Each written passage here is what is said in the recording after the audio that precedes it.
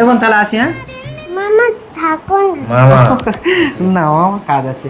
এই নাও, তুমি এই 100 টাকা নাও, খাবার খাবে।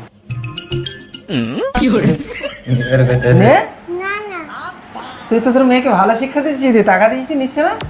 বেকার টাকা নিয়ে কি হবে? তুমি তো চলে গেলে মা টাকা নিয়ে নেবে।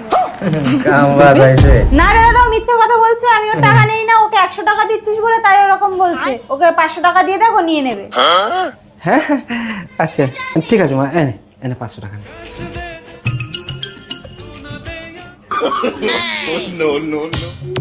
আরে মাকে কি দেখছি, মা কিছু বলবে না, নে ধর।